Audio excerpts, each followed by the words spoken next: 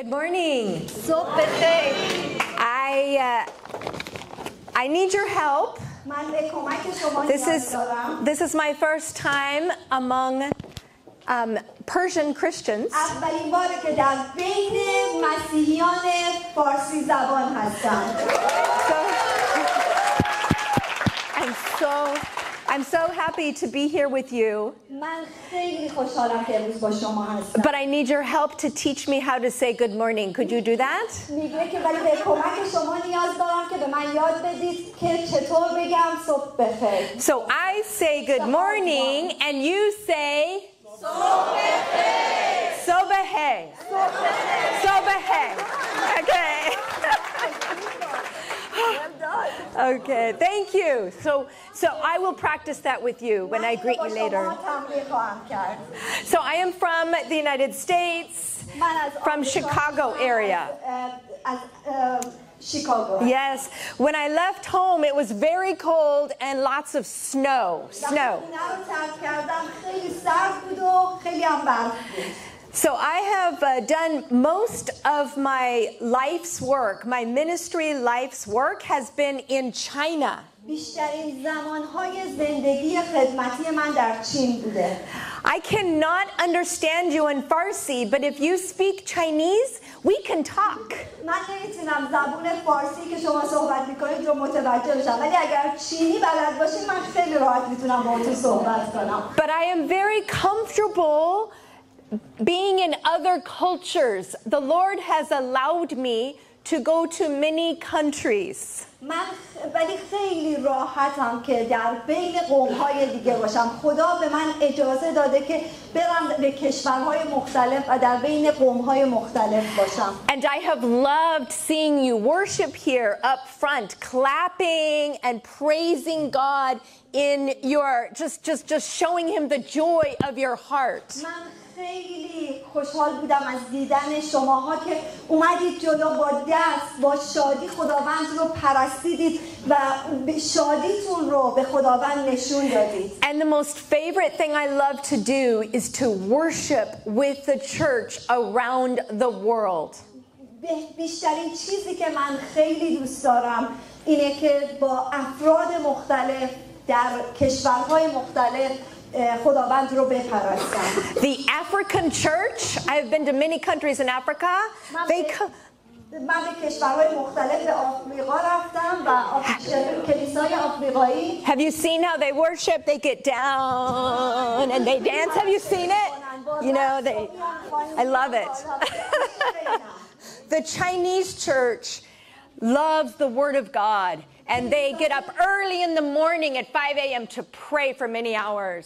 کلیسای چین عاشق کلام خدا هستند و از صبح زود ساعت 5 صبح شروع می‌کنند به دعا کردن برای قوم‌های مختلف. So I really believe that God by his spirit reaches into every church and every country and the expression of your worship is a gift to all of us around the world. خدا از طریق روحش در بین قوم‌ها در بین کلیساها وارد میشه و پرستش شما برکت برای ما مثل یک هدیه هست برای من.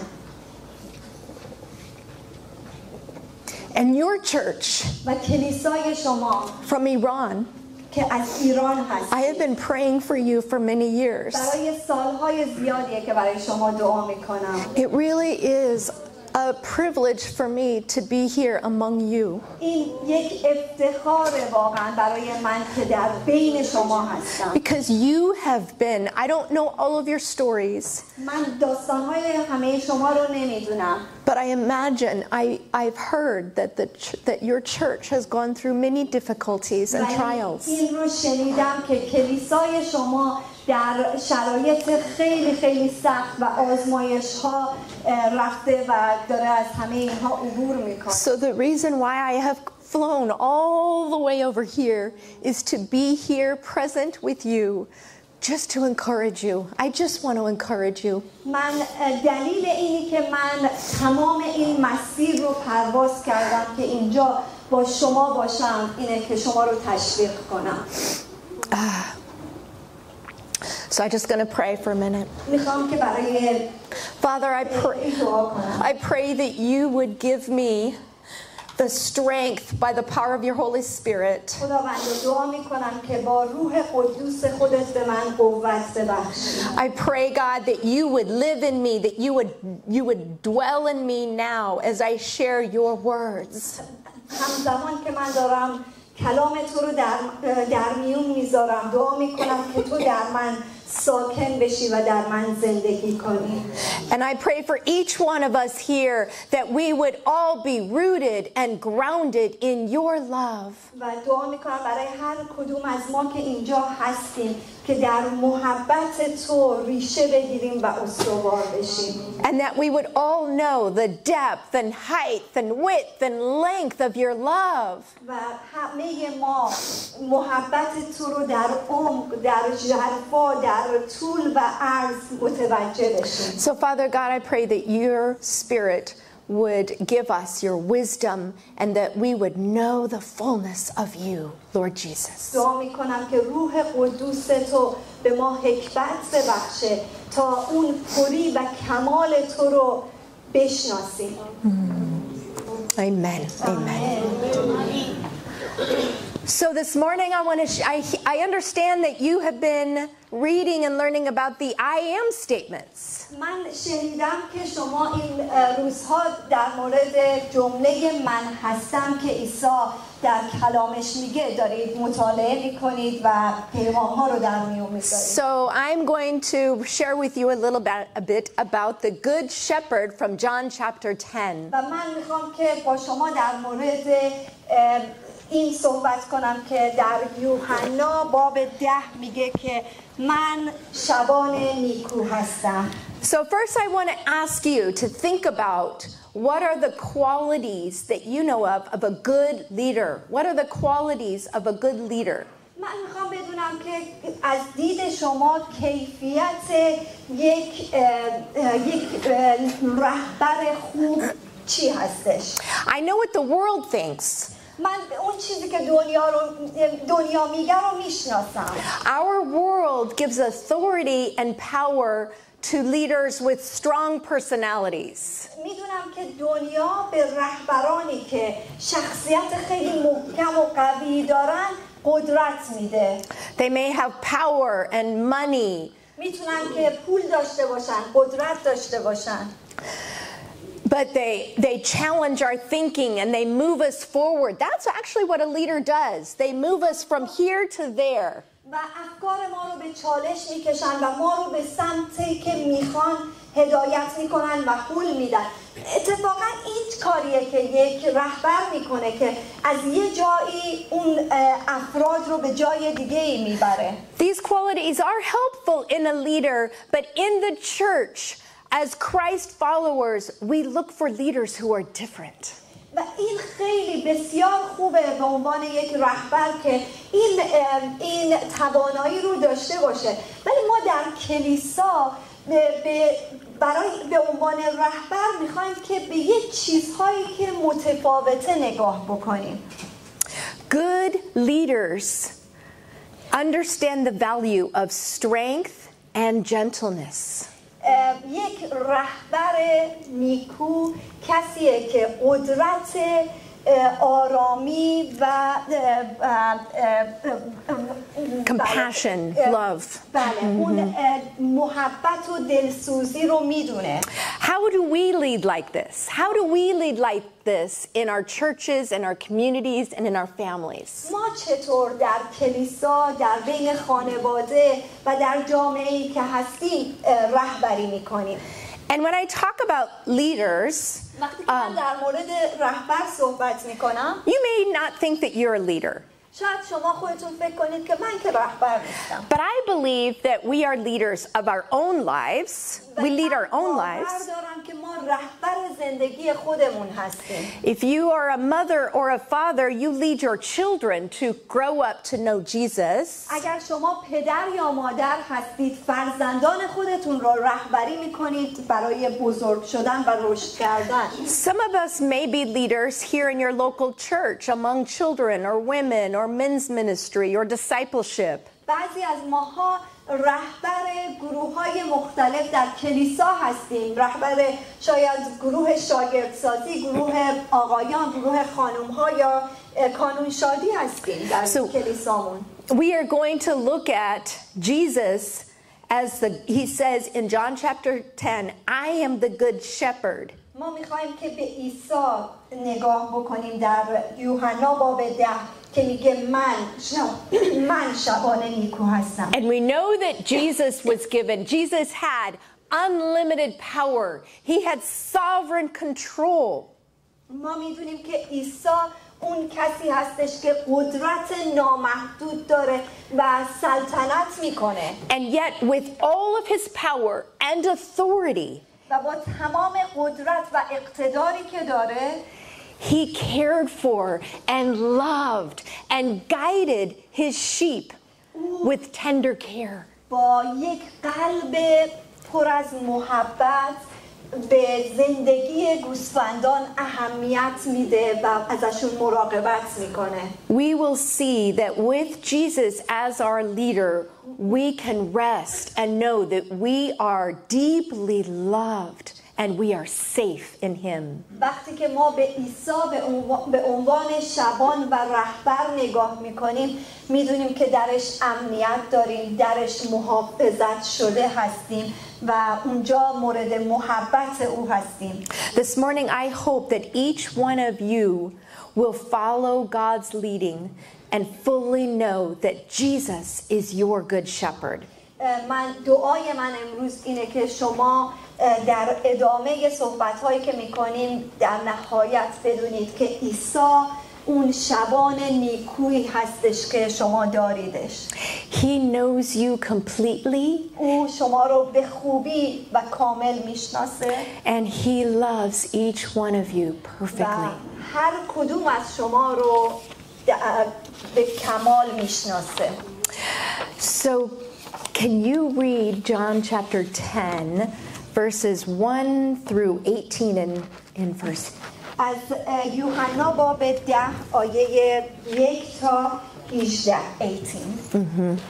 آمین آمین به شما میگویم آن که از در به آغل گوسفندان داخل نشود بلکه از راهی دیگر بالا رود دزد و راهزن است. اما آن که از در به درون آید شبان گوسفندان است. در بر او میگشاید و گوسفندان به صدای او گوش فرا می‌دهند. او گوسفندان خویش را به نام می‌خواند و آنها را بیرون می‌برد. چون همه گوسفندان خود را بیرون برد پیشاپیش آنها گام برمی‌دارند و گوسفندان از پی او می‌روند زیرا صدایش را می‌شناسند. اما هرگز از پی بیگانه نمی‌روند بلکه از او می‌گریزند زیرا صدای بیگانگان را نمی‌شناسند. عیسی این تمثیل را برایشان بیان کرد اما آنان در نیافتند بدیشان چه می‌گویند. پس بار دیگر بدیشان گفت آمین آمین به شما می‌گویم من برای گوسفندان در هستم. آنان که پیش از من آمدند همگی دزد و راهزنند اما گوسفندان به آنان گوش فرا ندادند. من در هستم. هر که از راه من داخل شود نجات خواهد یافت و آزادانه به درون خواهد آمد و بیرون خواهد رفت و چراگاه خواهد یافت. دزد نمی آید جز برای دزدیدن و کشتن و نابود کردن. من آمدم تا ایشان حیات داشته باشند و از آن به فراوانی بهره مند شوند. من شبان نیکو هستم. شبان نیکو جان خود را در راه گوسفندان می نهد. موضوع چون شبان نیست و گوسفندان از آن او نیستند هرگاه ببیند گرگ می آید گوسفندان را واگذاشته می گریزد و گرگ بر آنها حمله می برد و آنها را می پراکند. مزدور می گریزد چرا که مزدوری بیش نیست و به گوسفندان نمی اندیشد. من شبان نیکو هستم. من گوسفندان خود را می شناسم و گوسفندان من مرا می شناسند. همان گونه که پدر مرا می شناسد و من پدر را می شناسم من جان خود را در راه گوسفندان می نهم. گوسفندانی دیگر نیز دارم که از این آغل نیستند. آنها را نیز باید بیاورم و آنها نیز به صدای من گوش فرا خواهند داد. آنگاه یک گله خواهند شد با یک شبان. پدر مرا از این رو دوست می دارد که من جان خود را می نهم تا آن را باز ستانم. هیچ کس آن را از من نمی گیرد، بلکه من به میل خود آن را می دهم. اختیار دارم آن را بدهم و اختیار دارم آن را باز ستانم. این حکم را از پدر خود یافتم. Amen. Amen. So let's step into the context. Let's step into the setting of John chapter 10 and look back at chapter 9 for just a brief minute. پس بیایم بریم وارد متن بشیم، وارد این قسمتی که یوحنا داره توضیح میده در موردش و اتفاقا میخوایم یکم برگردیم به عقب باب 9 که بدونیم که در اون قبل چه اتفاقی افتاده. Jesus is having a confrontation with the Pharisees about a man that was born blind and Jesus healed him. عیسی داره با فریسیانی روبرو میشه و باشون مواجهه داره که در مورد اون کوری که نابینای مادرزاد بود و عیسی شفاش داد، داره باهاشون صحبت میکنه.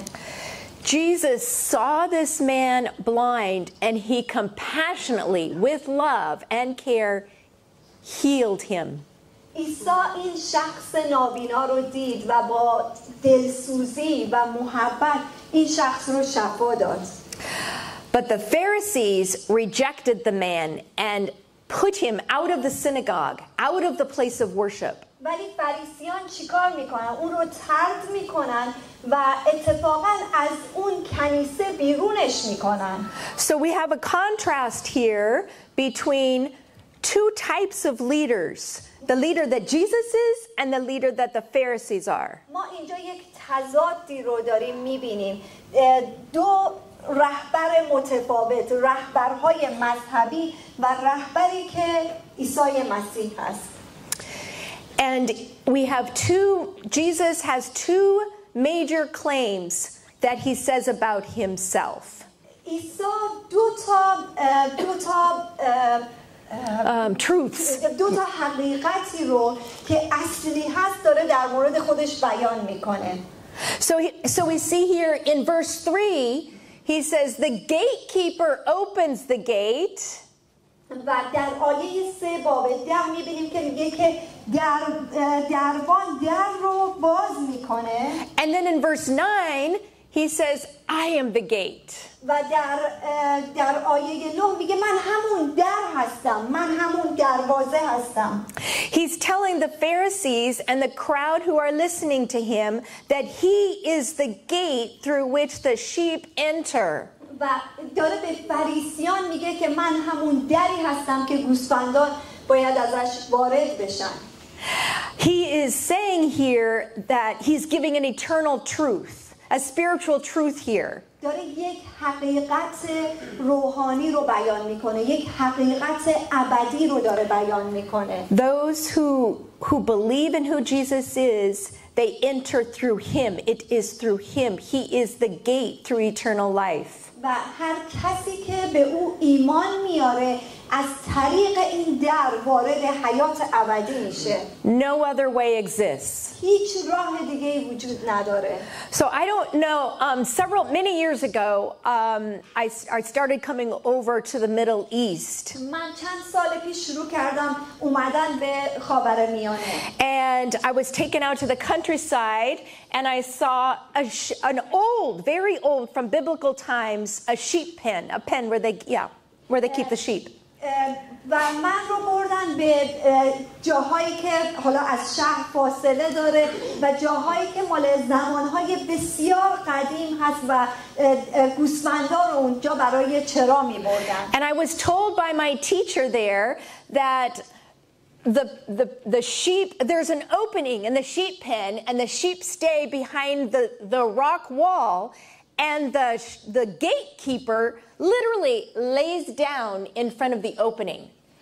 و استاد من به من گفتش که به من نشون داد و توضیح داد که اینجا جلوی این جایی که حالا آخری که گوسفندان رو نگه می‌دارن یک دری هستش که انگار که سطحش یکم بالاست و اون چوپان یا شبان میخوابیده که گوسفندان از روش رد بشن و وارد این آخر بشن. So the gatekeeper is physically there laying in front of the opening. He is the gate. He is the gatekeeper. و او اونجا اون شبان گوسفندان میخوابیده که گوسفندان بتونن از این در وارد بشن. I love how Jesus explains what we know in our everyday life to understand eternal truths about himself. من عاشق اینم که میبینم عیسی چطور از تمام جزئیات زندگی ما استفاده میکنه تا حقایق ابدی و الهی رو به ما از اونها یاد بده.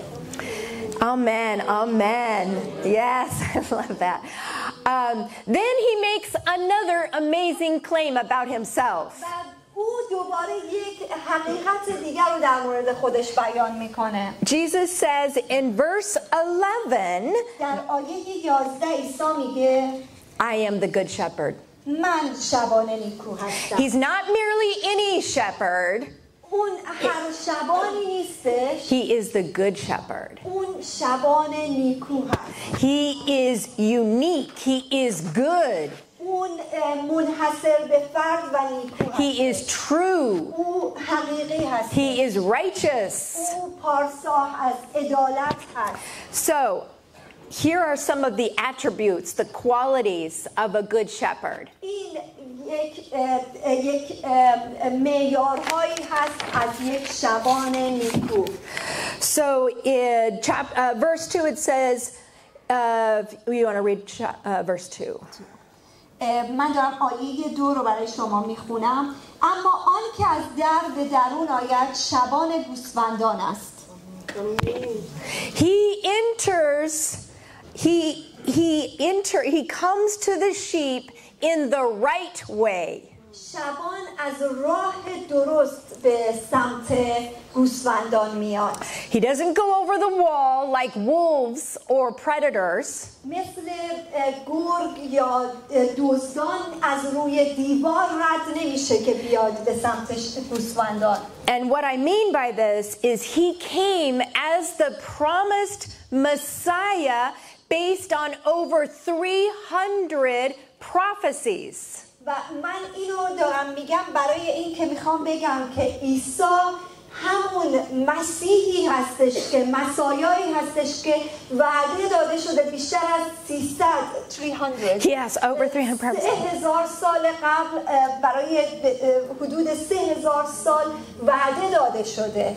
He fulfilled hundreds of prophecies. They were looking for him. 300 prophecies. He fulfilled them. 300 وعده در کلام خدا هستش که در مورد عیسی اومدن عیسی مسیح میگه و اونه که داره با این کار داره به انجام میرسونتش. So Jesus is the good shepherd because he comes in the right way. عیسی شبان نیکوست چون از راه درست وارد شده. He is the good and true shepherd. Here's the second attribute. دومین نکته هستش. He is the good and true shepherd because he intimately knows his sheep. عیسی اون شبان حقیقی و نیکو هستش به خاطر اینکه او کاملا گوسفندانش رو میشناسه. Can you please read verse 3? آیه 3 رو براتون میخونم. دربان در بر او میگشاید و گوسفندان به صدای او گوش فرا میدهند. او گوسفندان خویش را به نام میخواند و آنها را بیرون میبرد. The good shepherd calls his sheep and they know his voice. شبان نیکو گوسفندان خودش رو به نام میخونه و اونها صدای او رو میشناسن. And he calls them by name. اونها رو به نام میخونه. So let me tell you, I'm from the state in the mountains of Colorado. I don't know if you know, we have big mountains in Colorado. از آمریکا هستم که از کوههای کلرادو. And my family, my dad has a ranch with lots of cows. پدر و مادر من در گذشته یک زمین‌هایی رو داشتن که پر از گاو بود. And he's so some of these cows when they are born, he has to take care of them by giving them a bottle of milk. و این گاوها حالا بچه‌هاشون که به دنیا می اومدن ما باید ازشون مراقبت می‌کردیم و با شیشه بهشون شیر می‌دادیم. And he keeps them warm in his garage and he cares for them. و پدر من اونها رو مراقبت می‌کرد، گرم نگهشون می‌داشت به خاطر اینکه براشون اهمیت قائل بود. And there he has many cows, and the ones that he has cared for, he has named. He's given them a name. پدر من گاوهای بسیاری رو داشت ولی اونی که براش خیلی مورد اهمیت بود رو بهش یه اسمی داده بود. It's so funny when I come home to visit him in Colorado, I come around and we walk through the cows and I say, "How's Norma Jean? How's No Ears?" We just name them all and I know them all. کلرادو تا پدر مادرم رو اونجا ببینم میگه با هم راه میریم وسط این گاوها و میگه خیلی باحال که دونه دونه اینا اسم دارن. مثلا من بهش میگم خب این حالا اسم رو Norma Jean. حالشون چطوره، این چطوره وضعیتش. Yeah. That just shows the care and love of someone who is caring for them and they know his voice. I saw them. They know his voice. و این نشون دهنده این اهمیتی هستش که پدر من برای این گاوها داره و جالبه که اونا هم صدای پدر من رو میشناسن و دنبال میکنن پدر. Yes, it's so great.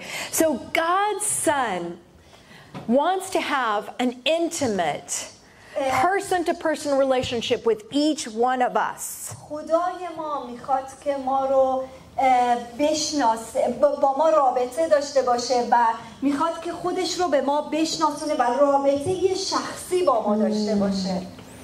He knows us, yes. او ما رو میشناسه. Amen. Amen. So the third attribute of a good and true shepherd سومین نکته یا معیاری که در یک شبان نیکو هست، the good shepherd purposely leads his sheep with purpose. شبان نیکو عمدن با آگاهی گوسفندانش رو هدایت میکنه. Yes, he says here in verse 4, if you want to read verses 4. آیه 4 رو میخونم. چون همه گوسفندان خود را بیرون برد پیشاپیش آنها گام برمی‌دارد و گوسفندان از پی او می‌روند زیرا صدایش را می‌شناسند. So at first he takes them out of the sheep pen, he goes behind them, but then he comes around in front of them. اول گوسفندان رو از این در آخر بیرون میاره و بعد میره جلوشون و اونها رو هدایت میکنه. Jesus goes ahead of his people.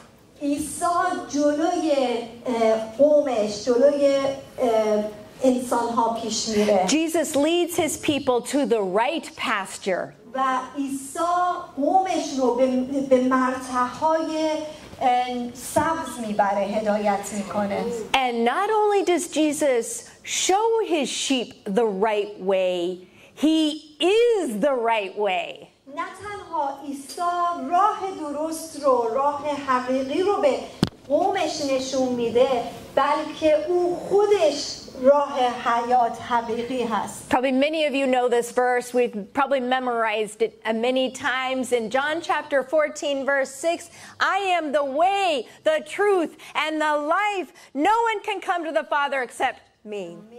خیلی از شما مطمئنم با این آیه آشنا هستید که در یوحنا باب 14 میگه که من راه و راستی و حیات هستم و هیچ کس به جز من نمیتونه که نزد پدر بره. Amen. And Jesus has gone before his sheep in time eternal past and eternal future. و عیسی پیشاپیش قوم خودش از ازل تا ابد راه میره. He came to the earth to save us sinners and he secured our salvation. او به این زمین اومد تا ما گناهکاران رو نجات بده و ما رو از گناهمون نجات بده و به ما حیات ابدی بده. And he is going to lead us to our eternal home. و او ما رو به اون خانه ابدیمون هدایت میکنه. Brothers and sisters, hear this precious truth. خواهر برادران من این حقیقت با ارزش هست. Don't you love that word? We're brothers and sisters. این خیلی براتون جالب نیست که ما خواهر و برادر هستیم.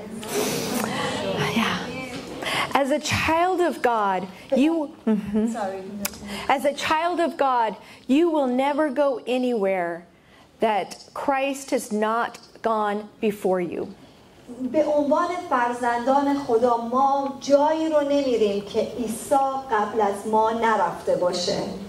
He will lead you and guide you where you need to go.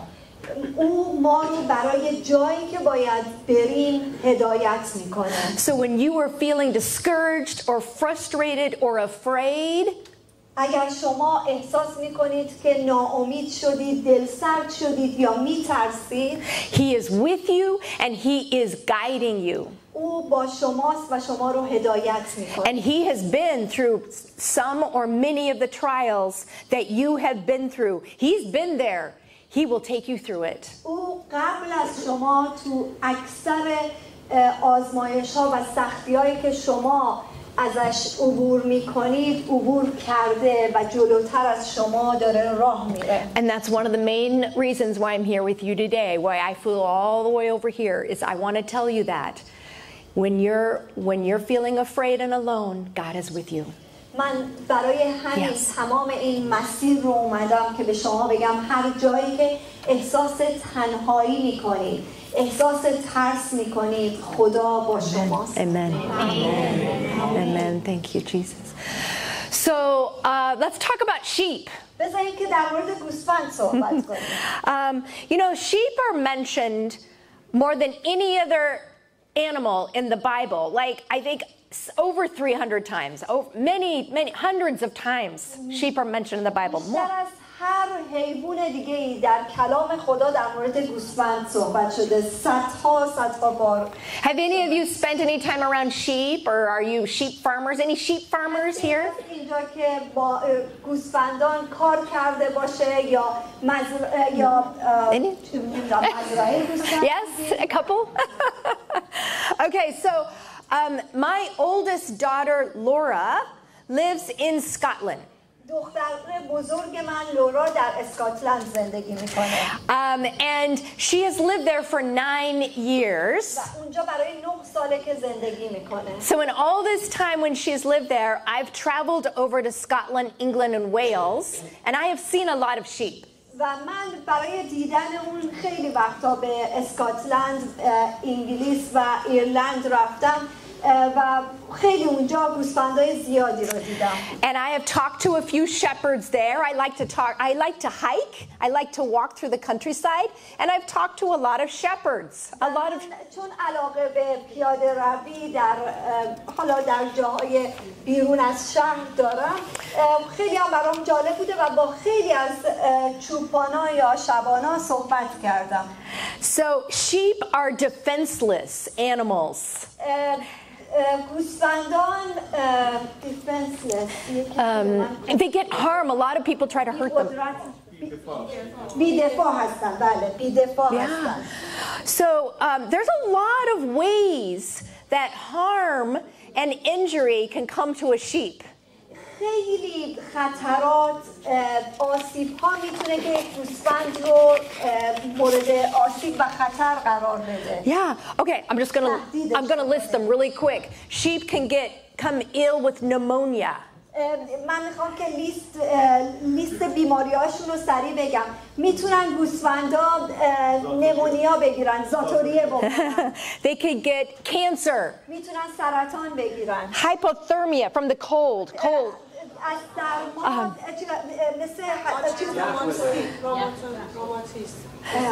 Yeah, they could get eaten by foxes and wolves and dogs. They could push their head through the fence and get stuck.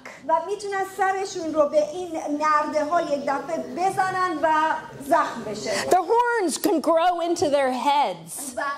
این بعضیاشون که شاخ دارن، این شاخا میتونه که برگرده به پوست سرشون در سرشون رشد کنه. They could eat too much weed, blow up, tumble down the hill and fall on their stomach. اگر که کاه و یونجه زیاد بخورن میتونن که انقدر چاق بشن که از روی این بلندی ها بخورن پایین. There's a lot that can happen to sheep. There's a lot of bad things that can happen to sheep. Sheep are prone to wander away.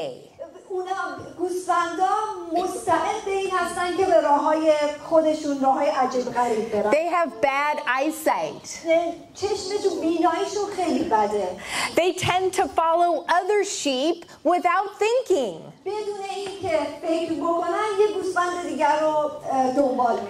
Sheep are stubborn. Hey, does that sound like, it kind of sounds like me. How about you?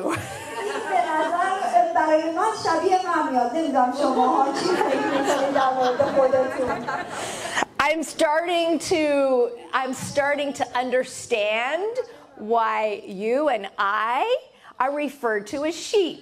من دارم بیشتر و بیشتر متوجه میشم چرا خدا من و شما رو مثال میزنه به عنوان گوسفندان. Sheep like us need a good shepherd. گوسفندان مثل ما نیاز به یک شبان نیکو دارن. We need a good shepherd to keep us safe. ما نیاز به یک شبان نیکو داریم که از ما محافظت بکنه. We need a good shepherd to lead us in the right way. ما نیاز به شبان نیکو داریم که ما رو به راه‌های درست هدایت بکنه. And we need a good shepherd who knows us and loves us intimately. ما نیاز به شبان نیکو داریم که ما رو بشناسه و ما رو محبت کنه. So now that we know a little bit more about sheep, let's talk about shepherds. حالا ما یکم بیشتر در مورد گوسفند میدونیم، حالا یکم بیشتر در مورد شبان اطلاعات به دست بیاریم. So we've already discussed that shepherd is a guide. و ما یکم جلوتر در مورد این صحبت کردیم که شبان رهبر هستش، هدایت کننده هستش.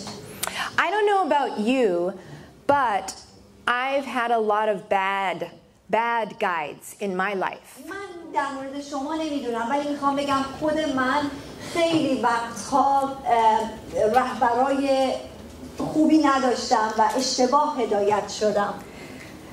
My dad, who left our family when I was a baby, bad guide. My father, left our family when I was a baby, a bad guide. پدر من به عنوان یک مرد زمانی که من خیلی کوچیک بودم ما رو خیلی بد هدایت کرد. I had so the dad that I told you about the ranch in Colorado, that was a different dad. So I had two dads. My dad who was my dad at my birth, and then he left our family, and then my mom remarried, and then I had another dad. Okay. ایشون گفتن که من دو تا پدر دارم، یه پدری که من از پدر جسمانیم که باعث تولد من شدن که گفتن که ما رو به شکل بعدی رها کردن و پدری که در موردش صحبت کردن که در مورد گاوهاشون میگفتن. Okay. Friends in my childhood and my youth who tried to lead me astray bad guides. و دوستی که در سنین نوجوانی من رو به مسیرهای خودش می‌برد که اون هم یک رهبر بدی بود، یک هدایتگر بدی بود. Yeah. Then one day I met a friend in college named Eve. من یک دوستی رو در دوران دانشگاه دیدم که اسمش حوا بود. And she honestly kind of got on my nerves. She was kind of frustrating. She had a really different personality. She got on my nerves. یه دوستی داشتم که این شخصی بود که خیلی رو اعصاب من بود و خیلی من باهاش رابطه خوبی نداشتم و خیلی یه جورایی حرص منو در می‌آورد. But she gave me note cards with Bible verses on them and invited me to study Bible scripture with her. و این شخص یه روز به من یک کارتی داد، یک برگه‌ای رو داد که آیه‌ای از کلام بود و دعوتم کرد به یک جلسه مطالعه کتاب مقدس. And eventually, one of those Bible verses on that note card touched my heart. ولی یکی از اون کارتایی که روش آیه کتاب مقدس بود قلب من رو لمس کرد. And one day, و یک روز because of the persistence of my friend Eve in sharing God's word with me, به خاطر پشتکار این دوست من ایو و اون کلامی که با من در میون میذاشت، I bent down on my knees and asked the Lord to save me, that he would be my savior, and I believed. من یک روز روی زانوهام رفتم و خواستم که خداوند من رو به عنوان نجات دهنده نجات بده. Amen. And Eve was good at shepherding. ایو یک رهبر خوبی بود و در اون شبانی که داشت میکرد خیلی خوب شبانی کرد و رهبری کرد منو. She gently led me and guided me toward a life of knowing Jesus. She was a good guide. او یک هدایتگر خوب بود، با محبت و آرامی من رو به سمت عیسی هدایت کرد. So in John chapter 10, we see Jesus refers to himself 3 times as the good shepherd. در باب 10 انجیل یوحنا می‌بینیم که 3 بار عیسی میگه من شبان نیکو هستم. So he's telling us these 3 different times as he says, I am the good shepherd. We're going to learn 3 aspects of what a good shepherd is that Jesus is telling us. و با گفتن این 3 تا قسمتی که من شبان نیکو هستم میخوایم که به 3 بعد متفاوت از این شبان نیکو پی ببریم. Number 1, what does the good shepherd do? اولیش اینه که شبان نیکو چیکار میکنه. Number 2, what does the good shepherd know? دومیش اینه که شبان نیکو چی میدونه. And number 3, what does the good shepherd give? و سومیش اینه که شبان نیکو چی به ما میده. So in verse 11, you want to read verse 11? Go ahead and من شبان نیکو هستم. شبان نیکو جان خود را در راه گوسفندان می‌نهد. What does the good shepherd do? کاری که شبان نیکو میکنه چیه؟ He give good, thank you. Yes. مرسی، بله. He willingly lays down his life for us. این با اراده جانش رو برای گوسفندانش میده. He is the only atoning sacrifice for us.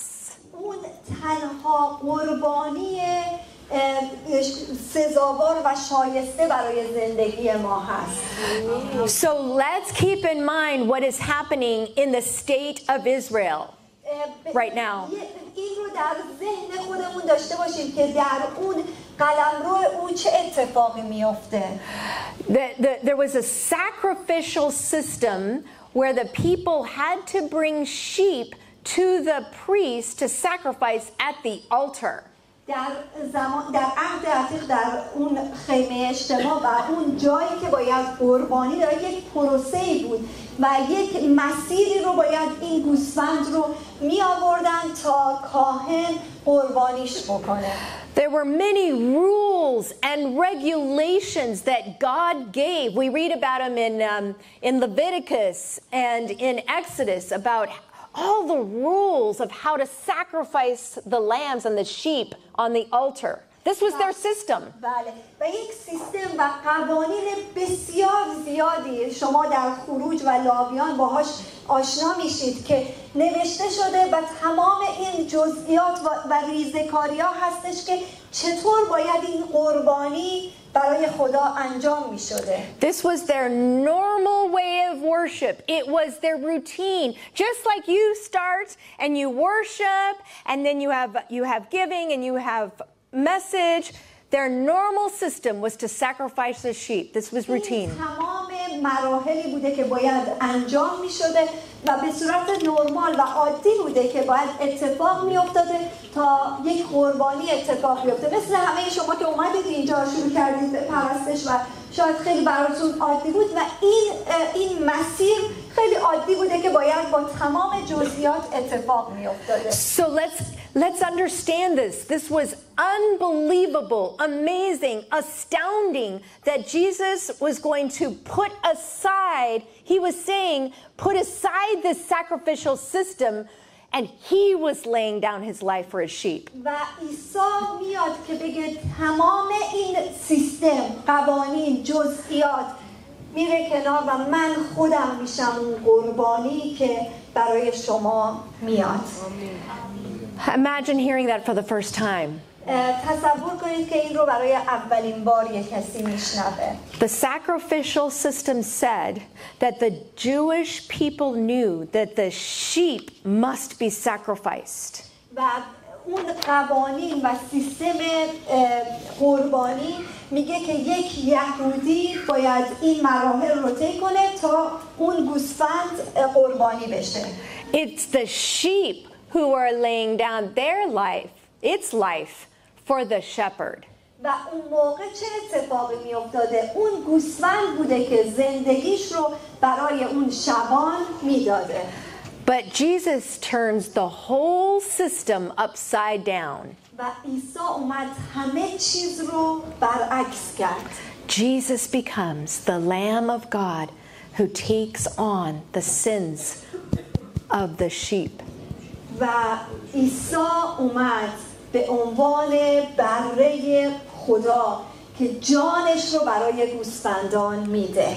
Our good shepherd trades places with us. شبان نیکوی ما جاش رو با ما عوض کرد. That's what a good shepherd does. That's what the good shepherd does. این کاریه که شبان نیکو انجام میده. Amen. Amen. Amen.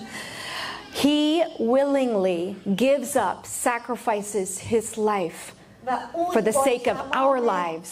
با تمام آگاهی و خواسته خودش جانش رو برای گناهان ما داد. What a precious, what a precious truth. چه حقیقت ارزشمندیه. I just want you to we're going to stop for a minute. I'm going to continue in a minute, but just stop for a minute and close your eyes. چند لحظه ما ادامه خواهیم داد ولی برای چند لحظه چشماتتون رو ببندید. And just thank God in the quiet of your heart. Thank him for this sacrifice. Thank him. برای همون در قلب خودتون شکرگزاری کنید برای این قربانی که خدا انجام داده.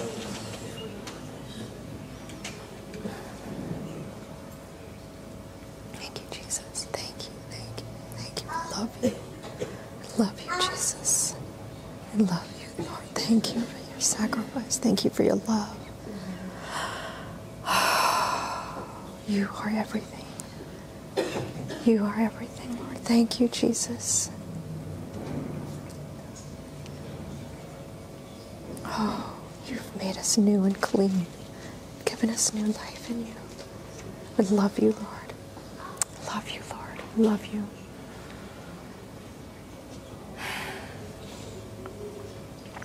Sometimes when there's just that precious truth, we just need to stop for a minute and thank God. وقتی که یه همچین حقیقت‌های ارزشمندی رو میشنویم خوبه که یه چند لحظه صبر کنیم و از خدا تشکر کنیم برای این کاری که کرده. So the second thing that Jesus, what does the shepherd know? Number 2, what does the shepherd know? دومین حقیقتی که میگه و کاری که میکنه اینه که یک شبان نیکو چی کار میکنه. So چی میدونه. In verse 14, do you want to read? He knows. Yeah, what he knows. ببخشید بله چی میدونه. خیلی ممنون از And it's found in verse 14. در آیه 14 باب 10 آیه 14.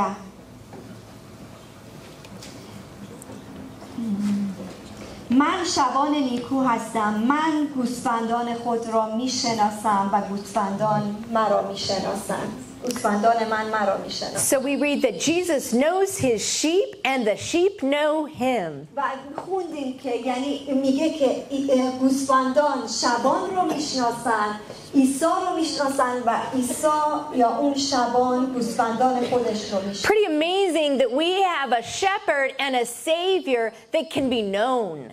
ما چقدر این عالیه که ما شبان و نجات دهنده ای رو داریم که میتونیم بشناسیم. And it's better than that. It's deeper knowing. و عمیق‌تر از اون اینه که I looked up the Greek word. The Greek here, the Greek word is ginosko. من به کلمه در یونانیش نگاه کردم که میشه Ginosko. جنوسکو. Ginosko. So the deeper meaning of this Greek word means to know experientially, by experience and by relationship. That's the deeper knowing.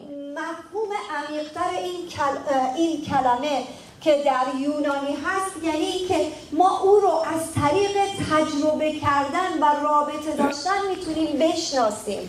So it implies that deeper than head knowledge, it means heart knowledge. این عمیق‌تر از یک دانش ذهنی و عقلی، این یک دانشی هستش که در قلب ما اتفاق میفته، یک شناختیه که در قلب ما هست. And the great truth about Jesus is that he knows you head knowledge and heart knowledge.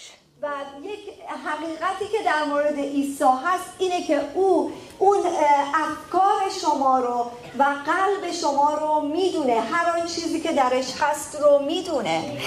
He knows the number of hairs on our head and he knows our hearts. او تعداد موهای سر شما رو میدونه و او قلب شما رو میشناسه. So let's turn that around. حالا بذارید این رو عوضش کنیم، برعکسش کنیم. Look at it from the other side, from our side. از طرف ما به موضوع نگاه بکنیم. Not only does he know us, he wants us to know him in the same way, the heart knowledge. نه تنها او ما رو میشناسه، او میخواد که ما او رو با قلبمون بشناسیم. So let's look at what are some head knowledge facts that we know about God. What are some head knowledge facts we know about God? اطلاعاتی رو در ذهنمون از عیسی داریم. We know that he created the heavens and the earth. او زمین و آسمان رو خلق کرده. Yesterday I had the opportunity to walk along your beautiful sea here. من این فرصت رو دیروز داشتم که در کنار این دریا قدم بزنم. And I praised God for the beauty that he has given us. So he created that. That's head knowledge. و شروع کردم به شکرگزاری خدا برای این خلقتی که خدا داره. این یک اطلاعاتیه که در سر ما هستش. We also know and understand that God puts leaders in authority and positions of power and he removes them. میدونیم که در ذهنمون این رو داریم که خدا افراد رو در قدرت و میذاره و بهشون اقتدار میده و اونها رو از قدرت میاره پایین. So, what are some heart knowledge experiences that you know about God? اون اطلاعات و شناختی که در قلب ما از خدا هست چیه؟ How many of you have felt God's love for you when you have gone through the most difficult circumstances? چند نفر از شما محبت خدا رو در عمق سختی‌ها و تجربیات دردناکتون تجربه کردید؟ Right? When we have felt most alone and afraid, we have felt his presence and his love in a deeper way, right? ما وقتی که در سختی و مشکلات بودیم اتفاقا اونجا محبت خدا رو در یک عمق دیگه ای متوجه شدیم. That's heart knowledge. این اون آگاهی و شناختیه که در قلب هست. We have experienced that. ما این رو تجربه کردیم. Oh, that's precious. Oh, that's precious. این خیلی ارزشمنده. And guess what? He even loves you and me even when we disappoint him.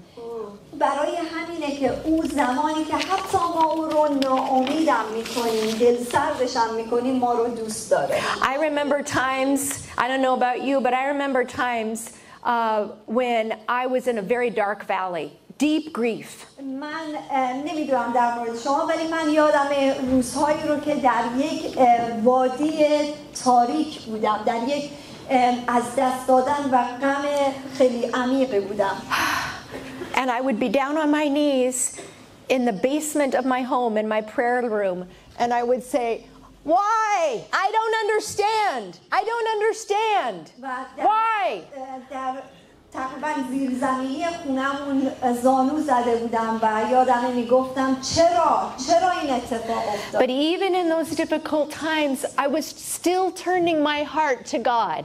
ولی تو همون روزهای سخت سعی می‌کردم قلبم رو به سمت خدا بچرخونم. And in those hard, grief-filled times, I felt his presence and his love more deeply. در تمام اون روزهای سخت و غمی که داشتم محبت خدا رو به یک شکل عمیقی تجربه کردم. Yeah. So you've probably experienced that. Yeah. Amen. Well, so let's look at the third and final thing of what does the good shepherd give? بذاریم به آخرین و سومین موردی که در مورد این شبان نیکو هست که میگه که چه چیزی رو به ما میده نگاه بکنیم. Okay, so this is a part we did not read earlier. This is when Jesus is explaining to his close group, his disciples, about the spiritual truth of what he often does. این قسمتی هستش که ما نخوندیمش و قسمتی هستش که عیسی داره به شاگردانش در مورد این حقیقت میگه، حقیقت روحانی میگه. Do you want to read verse 27 and 28? بله، همون فصل باب 10 هستیم و آیه 27 و 28 رو میخونم. گوسفندان من به صدای من گوش فرا میدهند، من آنها را میشناسم و آنها از پی من میآیند. من به آنها حیات جاودان میبخشم و به یقین هرگز هلاک نخواهند شد. کسی آنها را از دست من نخواهد ربود. So our good shepherd, our Jesus, he gives us eternal life.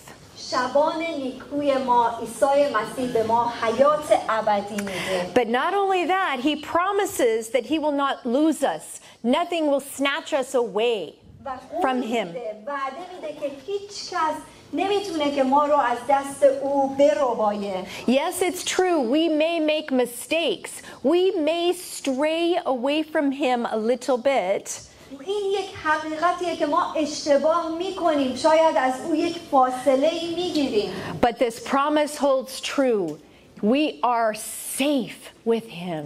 و در این وعده یک حقیقتی هست که ما در او حفظ میشیم، در او امنیت خواهیم داشت. Beloved, Please know that Jesus wants to be your good shepherd. عزیزان خدا میخواد که شما بدونید که او شبان نیکوی شما هست. He has proven his love for you by laying down his life for you. او محبت خودش رو با اینی که جانش رو برای شما داده ثابت کرده. He wants to know you and he wants to be known by you. او میخواد که شما رو بشناسه و میخواد که از طریق و همینطور شما او رو بشناسه. And he wants to guide every one of us into eternal life. همه ما رو به سمت حیات ابدی هدایت بکنه. And I look forward to enjoying that eternal home in his presence. واقعا مشتاقم که اون خانه ابدی رو ببینم و حضور او رو تجربه کنم. Wow. Beloved, عزیزان محبوبان، what insecurity or fear should you confess to the Lord today? چه ناامنی یا ترسی هستش که شما باید به خداوند اعترافش بکنید؟ How can you respond to Jesus' loving care for you and his intimate knowledge of you? چطور میخواین که نسبت به محبت بی‌نظیر او واکنش نشون بدید؟ The good shepherd who knows you completely loves you perfectly. شبان نیکویی که خدایی که شما رو کاملا میشناسه شما رو در کمال محبت میکنه. How will you depend on the Holy Spirit and God's Word to discern who you will believe and who you will follow? شما چقدر به روح خدا، به روح القدس، به کلام خدا وابسته هستید؟ And we will end with the same question I asked you. What kind of a leader do you follow? What kind of a leader do you want to be? من میخوام با همون سوالی که شروع کردم تموم بکنم. چه مدل رهبر یا شبانی رو پیروی میکنید و یا خودتون چه مدل شبان یا رهبری خواهید بود؟ How is God equipping and enabling you to serve those He has given you to care for? چطور اجازه میدید که خدا شما رو تجهیز کنه برای کسانی که میخواین هدایتشون کنید که او رو خداوند رو بشناسن؟ Jesus, the Good Shepherd, raises up spiritual leaders who lead others to know and follow Him. عیسی افرادی رو بلند میکنه، رهبرانی رو بلند میکنه که اونها بقیه رو شاگردسازی کنن، بلند کنن برای اینکه مردم با او آشنا بشن، افراد بسیاری به سمت عیسی بیان. Sometimes we complicate. Sometimes we make it too complicated our spiritual, our Christian lives following God. ما خیلی وقتا این مسیر و زندگی ایمانی و روحانیمون رو خیلی پیچیده‌اش میکنیم. Jesus made it simple for us. ولی عیسی برای ما خیلی ساده‌اش میکنه. He leads, we follow. او هدایت میکنه و ما دنبالش میکنیم. Jesus goes ahead of us, we walk behind him. او پیش رو میره و ما پشت سرش میریم. And we need to train our ears to listen for his voice. و ما باید گوش‌های خودمون رو آماده بکنیم، یاد بگیریم که چطور صدای او رو بشنویم. And he speaks to us through the Holy Spirit in prayer. از طریق روح القدس با ما سخن میگه، در دعا با ما سخن میگه. And through his word. از طریق کلامش با ما سخن میگه. And through our trusted wise advisors, mentors, pastors around us. He speaks to us. از طریق رهبران قابل اعتماد و حکیمش با ما سخن میگه. We can trust our good shepherd. ما میتونیم به شبان نیکومون اعتماد بکنیم. Amen. So I will leave you with some of these words from Psalm 23. So من beautiful. میخوام با چند تا آیه‌ای که از مزمور 23 هست شما رو صحبتم رو تموم بکنم. We can see from Psalm 23 that our good shepherd leads us to restful green pastures. میبینیم که میگه شبان نیکو ما رو به چراگاه‌های سبز میبره. We can be refreshed and have rest in him. ما میتونیم در او تازه بشیم و در او استراحت کنیم. We can trust that our good shepherd will lead us down the right paths. ما میتونیم اعتماد کنیم که شبان نیکومون ما رو به راههای درست هدایتمون میکنه. And when he leads us into that dark valley, وقتی که او ما رو به اون وادی‌های تاریک میبره، we can rest that he is still present with us and his rod and his staff protect us.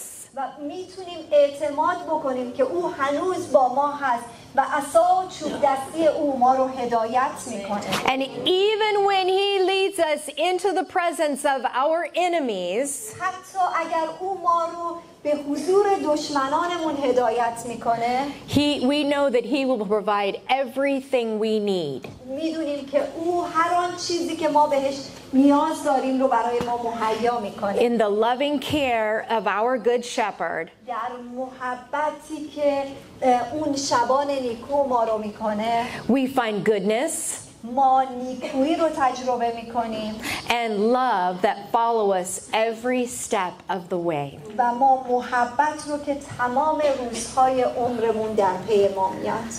So, friends, what does following the good shepherd look like in your life this week? برای این هفته به این فکر کنید که این شبان نیکو برای شما چطور هست و چطور شما رو هدایت میکنه. And how will you trust God with the hardest challenge that you face? و شما چطور میخواین به او در روزهای سخت و پرچالشتون بهش اعتماد بکنید؟ Will you choose today to follow your good shepherd wherever he leads you? آیا حاضر هستید که امروز او رو انتخاب کنید برای اینکه شما رو هدایت کنه حتی هر چقدر این راه سخته و نمیدونید به کجا؟ I'm going to follow him. How about you? All right. شما چطور؟ Amen. Amen. آمین. من از گروه پرستش خواهش میکنم. Thank you so much.